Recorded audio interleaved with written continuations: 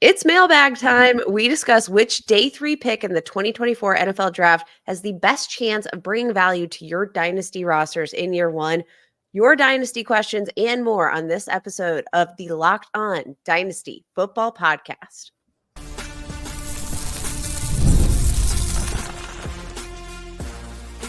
You are Locked On Dynasty Football, part of the Locked On Podcast Network. Your team every day. Here are your hosts, Marcus Mosher and Kate Magdziuk.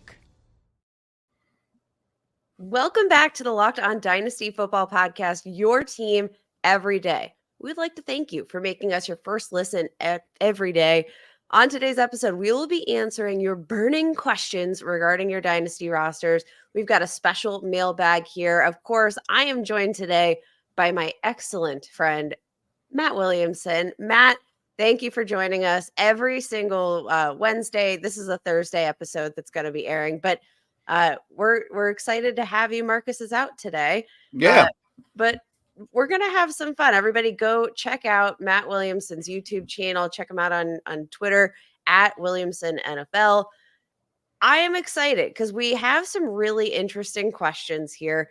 Let's kick it off. Joe wants to know, what day three pick do you think has the best chance of being fantasy relevant this season? So day three of the 2024 NFL draft, that is round 4 and beyond. Matt, what do you got? Yeah, I thought with Marcus gone, maybe we'd just spend the next half hour talking Stillers. But, I mean, I guess we can take the mailbag questions, too. I've got a handful of names that I like a lot that I've been really targeting heavily late in my rookie drafts as well. And my absolute favorite, and I've fallen for this before, is Chiefs tight end Jared Wiley. You know, they drafted the next Kelsey, et cetera, et cetera. But Kelsey, I believe, is near the end. And I really like the talents of Wiley. And I think it's just a ideal situation. A handful of other names I like quite a bit are Ray Davis. I like Vidal with the Chargers. I could see him starting before long. I think Estime is really only blocked by Javonte Williams in Denver when he could be gone after the season. Javon Baker with the Patriots, I don't think is all that much different than Jalen Polk. And I know he's an early day 3 pick. And a kind of a long shot that I've been throwing a dart at real late in rookie drafts is Aeneas Smith, the small receiver running back type with the Eagles, and Devontae Parker just retired. So those are the kind of names I'm kind of throwing darts at late. I love the call for Jared Wiley. We have been talking about, what makes a good late round tight end. We had an episode just last week where we covered some of our favorite late round targets. And the resounding theme there was athleticism for the tight end position. Jared Wiley definitely checks that box coming out of TCU. 88th percentile vertical jump, 82nd percentile 40-yard dash, which to run a 4.62 40-yard dash at 6'6" and 249 pounds, I think you've got to kind of love that. And you know what? Yeah. Who doesn't love just a big 6'6" target? It's kind of hard to miss those guys, especially when you're Patrick Mahomes. Now, I do wonder, I think everybody's kind of been under the assumption that Noah Gray might be the next Travis Kelce. And we've seen him kind of, get in the mix there for snaps. Definitely not, taking over the offense by any means. But are you preferring to take your shot on the future of the tight end position in this offense with Jared Wiley over Noah Gray? Or is there the good thing is both of them are virtually free right now in Dynasty. So take your shot, but does this mean you're out on Noah Gray? It's a great question. And I'm sure I'm falling for the new shiny new thing type of thing with Wiley, and I'm with you. I absolutely think athleticism on day 3 translates very, very well to tight end production, particularly 3-cone. You watch him run the 40. He's not real twitchy right out of the gates, but once he starts opening it up, he starts pulling away from people. I'm fine with that. I think there's a lot of verticality to his game along those lines. And it's not a knock on Gray. I just think Wiley has more ability and has more Kelsey-like traits. I think that's very fair. Now, you mentioned a couple of the guys that I wanted to highlight there. Audric Estime, who I've kind of been like, I I've been obsessed with. I'm just gonna say it. I'm not going to hide my love for Audric Estime. He was my RB3 heading into the draft. Ooh. And I do really think that he fell in the actual NFL draft because that 4.71 40-yard dash. But I mean, when you look at the pathway to a starting role in, Javonte Williams and his presence, obviously he was coming off of this devastating knee injury, but his year one with Sean Payton, who we know is a scathing man, a very unforgiving man. Like year one, he didn't really check any of the boxes. He was one of the least efficient running backs in the NFL who had 200 plus carries. So, like, I think the pathway is definitely there. And then I do want to shout out Troy Franklin, who I always forget ended up being a day 3 pick because he fell so far. Like, we were at one point giving him potential first round buzz. He falls to the 4th round. And I think there's definitely a pathway where he's the target leader in this Yeah. Denver offense. Apparently, I'm all in on the Denver Broncos right now. I don't hate it, and on Peacock and Williamson on Monday, we reviewed the AFC West draft classes, and I didn't love Bo Nix coming out of school, but I gave them better grades because Nix plus Peyton the sum might be better than the parts or whatever that is. You know what I mean? Like, I think they're good together, and I do think that could work out fine. Peyton is starting to finally get his type of guys. I know he's a second-year player, but I've been buying Marvin Mims every chance I can get as well. I think he's about as low as he can go. I think Javonte Williams will probably be out of the way for Estime. You mentioned Franklin. I thought about Franklin, but he was drafted so early on day 3. I thought he was too low-hanging fruit, so I dug a little deeper. I like digging deeper, and we're going to keep digging deep here with our next question. We're going to talk about which running backs are the most likely to fall in value from a year from now. All that coming up next on the Locked On Dynasty Football Podcast. When it comes to your financial future, you think you've done it all. You've saved, you've researched, you've invested all that you can. And if you're like me, probably all over the place with your many retirement accounts from all of the different places you've worked. Now it's time to take those investments to the next level when using what every financial great uses, our sponsor, Yahoo Finance. For more than 25 years, Yahoo Finance has been the brand behind every great investor. Whether you're a seasoned investor or you're looking for extra guidance, Yahoo Finance gives you all the tools and data you need all in the same place. They're the number one finance destination, providing a holistic look at the financial news cycle, including breaking news, original editorial perspectives, analyst ratings, independent research, customizable charts, and so much more. Securely link all of your different brokerage accounts into a unified view of your wealth, including 401k and other investments. You get a comprehensive perspective, and it's what sets apart great investors. And it's how Yahoo Finance ensures that you have the insight to look at your wealth in its entirety. With a community of over 90 million users each month, their real strength is helping you on your way to financial success. For a comprehensive financial news and analysis, visit the brand behind every great investor, yahoofinance.com, the number one financial destination. That's yahoofinance.com. Are you watching Fox Sports or ESPN on your TV all day? Do you have to turn down the volume with all that shouting? Make the switch to Locked On Sports today, a free 24/7 sports streaming channel program for you every day to bring you the biggest stories without all the unnecessary screaming. Locked On Sports today brings you can't-miss analysis, opinions, and news streaming 24/7 on YouTube or the free Amazon Fire TV channels app, part of the Locked On Podcast Network, your team every day. Welcome back to the Locked On Dynasty Football Podcast. We are here breaking down all of your burning dynasty questions in this very special mailbag edition. Matt, John on Twitter wants to know which running back is most likely to fall in value from a year from now. I have a long list, so hang with me here just for a second. So there's the obvious ones that really should have been on this list a year ago or 2 years ago. The Kamaras, the Ecklers. I think Aaron Jones and even the immortal Derrick Henry, I think, are in that neighborhood as well. But the guys you really want to worry about are the younger ones, and I've got about 6 or 7 names here. And I think people need to realize when you're analyzing running backs in Dynasty, the key is not for long. I mean, these guys do not last very long. Josh Jacobs is probably old for my list, as is Pollard, as is David Montgomery. These guys to me are not nearing the end, but could fall off a cliff very, very soon. I mean, Jacobs is on a 1-year deal basically in Green Bay, which is a big reason I'm high on Lloyd. Our buddy Najee Harris could certainly be on this list. A lot of wear and tear. Didn't pick his 5th-year option up. But the 2 younger guys I want to highlight most were Rachaad White with the Bucs and Kyren Williams with the Rams. And my reasoning for both is I don't think either is all that talented, to be very honest with you. I didn't think they were high picks. I don't think they're super impressive on the field. I could see White getting a pretty heavy workload and then the Bucs drafting a guy early next year, 2nd-round pick or something along those lines. The Rams already drafted someone in Blake Corum, who I think is kind of the similar athlete and specimen to Kyren Williams. And Kyren Williams took a lot of punishment last year for a smaller bodied guy.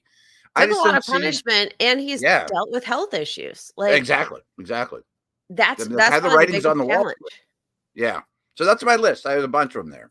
I love the list, and I gotta admit, for somebody who was very high on Kyren Williams coming into the season, I am a little bit nervous because, again, he's going to be missing the beginning of the offseason program. He's dealing with the injury, which does give Blake Corum a very realistic chance to kind of go in and show that he is a better athlete, like very similar type running backs, but the concern with Marcus and I when they drafted Blake Corum was not that like he was necessarily going to beat out, him, because again, they're very similar type of runner. But you do look at Blake Corum, and I think overall he's the better athlete. So like, what's going to happen when you actually see these two side by side, and you realize, and maybe that starts to come to fruition and translate to the field a little bit when you see that, maybe Blake Corum's a little bit faster, a little bit twitchier. Like when you see that, is that going to start to give him the edge? And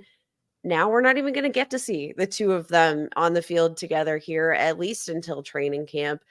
Another name that I think is a very interesting one that I want to bring up here is Tony Pollard. So Tony Pollard is a guy that I'm kind of struggling with in terms of evaluation because I've been buying Tajay Spears all offseason long. Then they come out and the Tennessee Titans pay Tony Pollard a sizable contract. And I've just been trying to figure out how are they going to utilize these two running backs, together. Is Tajay Spears going to have a role? Because theoretically, if you think Tony Pollard's going to lose a lot of value at the end of this year, are you targeting Tajay Spears as a kind of the heir apparent, or do you think the pursuit of Pollard alone tells you that they're out on Spears as a long-term option? I'm glad you brought up Spears because Kendre Miller and Spears are the 2 guys from last year that I've been pursuing heavily that I still think you could get at a bargain. And I think you get Spears at a bargain because of the Pollard signing. So I'm using that as a buying opportunity. I mean, you kind of mentioned it with Corum versus Williams in LA. I have a hunch whenever we get to the practice fields and Pollard and Spears are both out there, Spears is going to look like the more dynamic, explosive player. And that's not really a knock on Pollard. I mean, he dealt with a lot last year, and I think he's going to look better this season than next. But he's nearly 27, or I'm double checking. He's already 27, and that's kind of the magic number for Pollard or for running backs of when the decline's coming. And this sounds terrible, but I don't have a lot of respect for the Titans and the way that they've team built. I mean, they're investing in Hopkins and Ridley and Pollard and guys that could be declining more than people think. So the fact that they really went the age route this offseason, have one of the oldest receiving cores in the NFL by like a pretty sizable margin. And they kind of reinforced that here with the signing of Pollard. Again, you mentioned age 27. The last name I wanted to hit on that I actually think is like my top candidate here for a guy that's about to lose a tremendous amount of value, and that's Alvin Kamara. You mentioned him Oh, at yeah. the top. Now, looking at his contract situation, because I do think that is kind of a tipping point, right? The Saints are in salary cap hell. They are absolutely suffocated in terms of what they can financially do over the next couple of seasons. They have just about $2 million in cap space available here in the 2024 season. You look at 2025, they're projected well over the salary cap, and they haven't even done anything, right? So As usual. you Yep. know where they can find some money by trading or releasing Alvin Kamara. Now, I don't think anybody's going to take on Alvin Kamara, but after June 1, you're going to see a big flip in terms of the amount of money that they can save against his contract in 2024, 2025. Over the next 2 years alone, they can save $35 million with a post June 1 release. I do think, 2023 didn't give them the best look at Kendry Miller. Kendry Miller was dealing with a ton of injuries, was not healthy, but I think OTAs and mandatory mini camps, these are going to be the times where they can actually evaluate, like, can our running back room be sustained by Kendry Miller and Jamal Williams as a change of pace back? Now, Jamal Williams, in and of himself, he wasn't very efficient last year, but I went back and I rewatched the final game of Kendry Miller in 2023. He missed time. I think it was like an 8-game span with an ankle injury. Came back for the final game of the season. And let me tell you, Matt, he looked really Yeah, he's freaking back. good. Yep, He he's looked back. he looked really, really good. He looked very healthy. And I do think that, like, Kendry Miller, just at face value, was very productive at TCU. He's still super young. He's only 21 years old. Like, I think you have to write off the 2023 season, but I do think, like, the Saints are going to use this as an opportunity to see what they have. And we already know Alvin Kamara has declined year over year. Maybe he lands in a spot like, the Giants or some place where he could get some immediate value here. But I do think come 2024 or 2025, I don't really think Alvin Kamara is going to be rosterable. Yeah, you could I don't think he'll be a Saint when an opening day rolls around for all the contractual stuff that you mentioned. And he was a really good receiver last year. Remember, he came back from the suspension, but just as a pure ball carrier, he did very little on his own. And that's the beginning of the end. I mean, he can still get open, catch the ball, and get you 6 yards from Derek Carr. Great. That's just not that hard to find anymore. I do think Spears and Miller are big time buys for all the reasons we've just talked about. And you brought up a good point. I mean, Kamara could easily be Dalvin Cook a year from now. They're the same draft class. They have similar workloads, and Dalvin Cook's getting cut in leagues right now. I mean, like, he's not even finding a home. Or maybe you squeak out a year where Kamara ends up with the Giants. Dallas would be awesome, or even the Chiefs. And then maybe he even gets a spike. Like, I'm not saying cut Kamara off your dynasty rosters. He might land somewhere good and then trade him, but I Yes. don't expect much more out of his career. I think that's probably the way to go. Now, we've got one more really interesting question here coming up about, how we're approaching roster construction and trades and depth. So I'm excited to get to that. We'll be right back.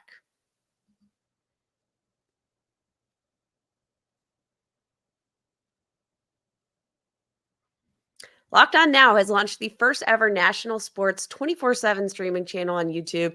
Now it's available on Amazon Fire TV and in the free Fire TV channels app. Locked On Sports Today is here for you 24/7, covering the top sports stories of the day with local experts of Locked On, plus our national shows covering every single league. Find Locked On Sports Today now available on the Fire TV channels app. All right, guys, we are here answering all of your burning questions here in this special episode of the mailbag. Kevin wants to know, question on trade strategy in Dynasty. Do you think it's important to try to trade for elite guys like Justin Jefferson or Jamar Chase, or do you prefer depth with players like Rome Odunze, Tank Dell, Jonathan Brooks? Matt, what is your resounding philosophy? This is very much a philosophical question. So for people who are new to Dynasty, as a rule of thumb, the Dynasty rosters are going to be larger than redraft. And most of my leagues, I start more guys every week in Dynasty than the redraft leagues. So depth is absolutely important if you're going to make a long run, because chances of you just, being lucky with injuries for all the way through to the Super Bowl are slim and none. So I think most Dynasty championships, depth comes into play, maybe more so than redraft. That being said, I'm going to avoid the question. I mean, because it's very dependent on your team. Like I have a rookie draft starting Friday and my team is loaded. And this sounds cocky as could be, but on the message board, I put out, here's all this good stuff I have, things like Brandon Ayuk and Michael Pittman and Stephon Diggs, like quality asset things, a lot of picks saying, if you have a top 3 pick, if you have a superstar young player, or you want to give up first round picks next year, call me. Otherwise, I don't even want to hear from you. Like I don't want Kendre Miller in that league because I don't have room for him. Like I have a really good team. I'm only shopping for whales. I'm only hunting for whales in that league, but that's rare. That is rare. And I'm going to go ahead and straight up answer the question, because I think it's a good one, because I think a lot of players in Dynasty, you're tempted to want the cornerstone player. But here's the thing. I think generally speaking, and this is going to be more of a rookie draft comment, I think the key to getting those guys is to draft them in your rookie drafts, because that's going to be the moment where you get the best value for those returns. And yeah, it's going to be much harder to trade for a guy once you have that name value and established dynasty value. The trick is to draft them. And if you're a good drafter, then this question probably doesn't even apply to you, because you already have these assets on your team. But I think depth is the most important thing here. And every single dynasty championship I've ever won has come on the back of depth over my superstar studs. And I say that because, you could go all in on a Justin Jefferson, and guess what? Like, you didn't have him for half the season last year. You could go in for a couple years ago, I went all in on T. Higgins because I thought he was going to be a superstar.